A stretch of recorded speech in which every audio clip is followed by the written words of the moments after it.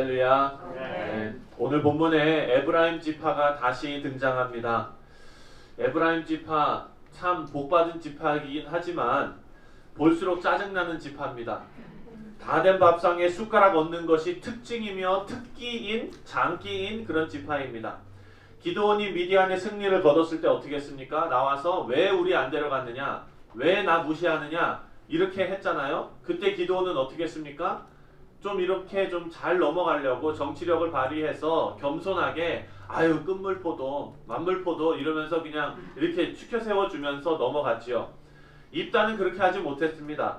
입다에게도 또 와서 암몬과 전투에서 승리를 거뒀는데 나와서 똑같이 말로 시비를 겁니다. 그런데 입다에게 하지 말았어야 했던 그런 말을 하면서 도발을 했습니다. 1절 말씀입니다.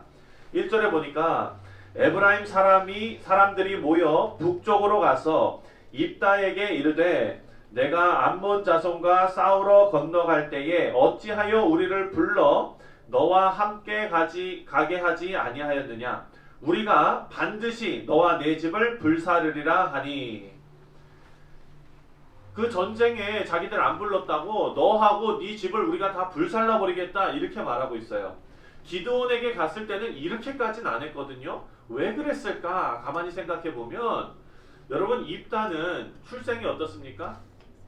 기생의 아들이었어요. 네. 그러니까 그리고 또 이따가 나중에도 나오겠지만 길르앗 사람들을 무시하는 경향이 있었습니다. 이 에브라임 사람들은 자기들의 우월감과 그리고 또 자기들이 큰 지파라는 어떤 그런 것들 때문에 아주 무시하는 그런 경향이 있는 거예요. 무시하고 낄 때 안 낄 때 다 껴서 다 된 밥에 숟가락 얹고 참 같이 하기 싫은 그런 사람들이죠. 그렇습니다. 이 입다에게 우리가 반드시 너와 내 집을 불사르리라 했습니다. 너와 내 집을 불사르리라 했습니다. 여러분 입다에게는요. 집이라는 것은 아주 큰 의미를 갖습니다. 왜냐하면 기생의 아들로 태어나서 일찍 집에서 쫓겨났습니다. 방황하다가 길르앗 장로들의 요청으로 이제 공동체의 지도자가 된 거예요. 어찌 보면은 자수성가한 거죠. 자수성가했던 이 입다는요 늘 혼자였던 겁니다. 입다에게 그런데 이제 공동체가 생겼어요. 입다에게 집, 다시 말해서 가족은 그리고 공동체는 정말로 소중한 존재인 것입니다. 게다가 여러분 어떻게 했습니까? 우리가 지난 시간에도 살펴봤지만 잘못된 서원으로 인해서 외동딸이에요. 아들도 없어요. 딸 하나밖에 없어요. 그 딸을 잘못된 서원을 통해서 본인 스스로 죽여서 제물로 바친 비극적인 사건도 겪었습니다. 여러분 입다가 이런 잘못된 서원을 한 이유도 어찌 보면은 자기가 속해 있는 이 공동체를 지키는 것이 입다에게는 너무나 중요한 일이었기 때문일 수도 있습니다.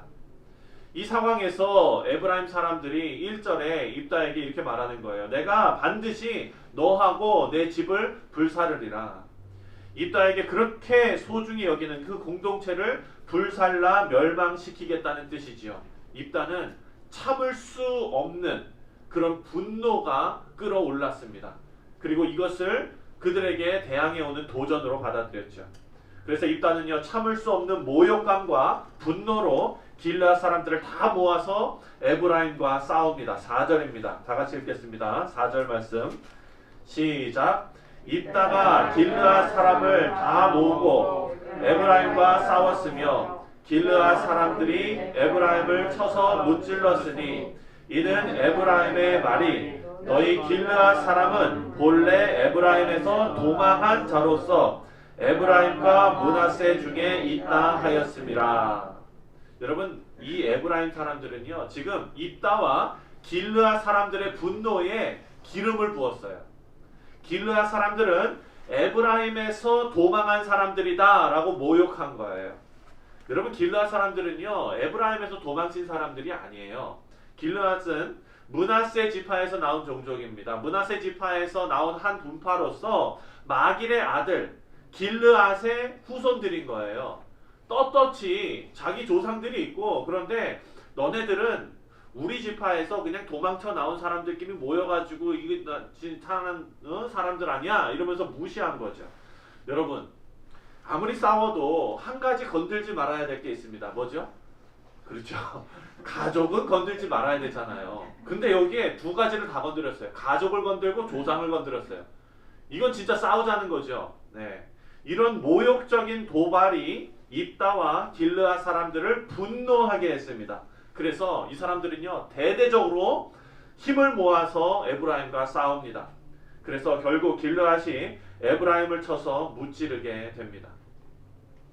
입다와 길르앗 사람들은 지금 뭐에 사로잡혀 있습니까? 분노에 사로잡혀 있습니다. 에브라임이 시비를 걸었습니다. 맞지요? 에브라임이 잘못한 것입니다.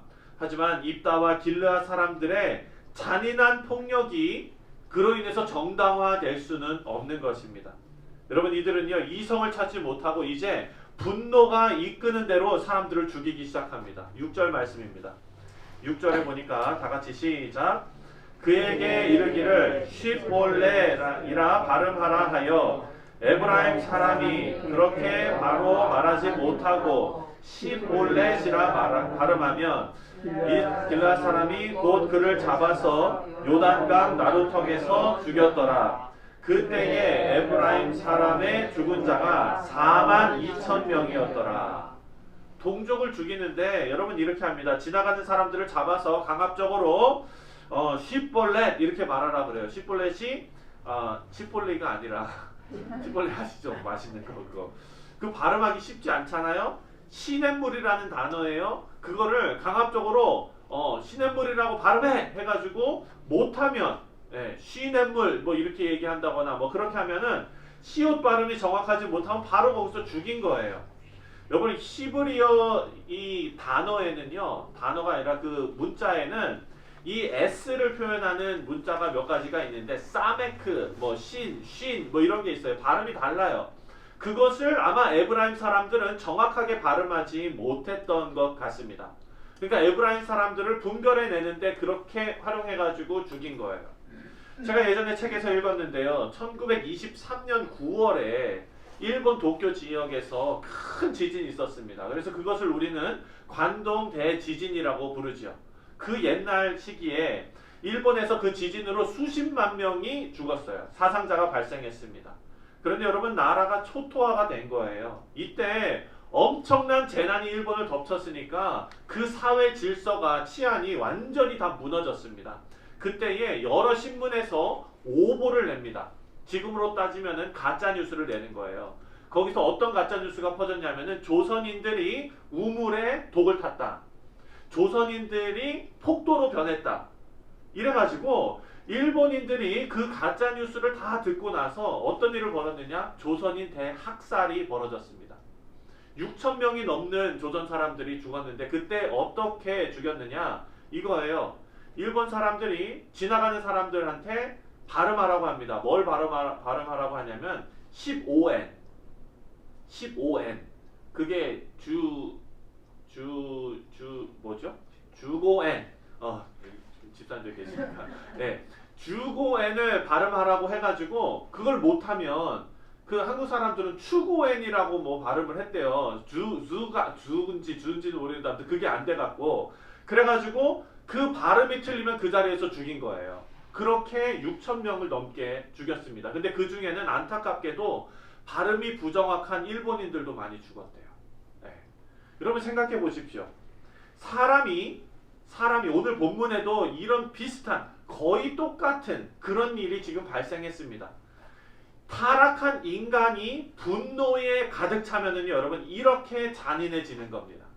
길르앗 사람들이 에브라임 사람들을 이런 식으로 죽였는데 그 숫자가 오늘 본문에 보니까 얼마라고요? 42,000명. 여러분 생각해 보십시오. 42,000명 이게 말이나 되는 숫자입니까?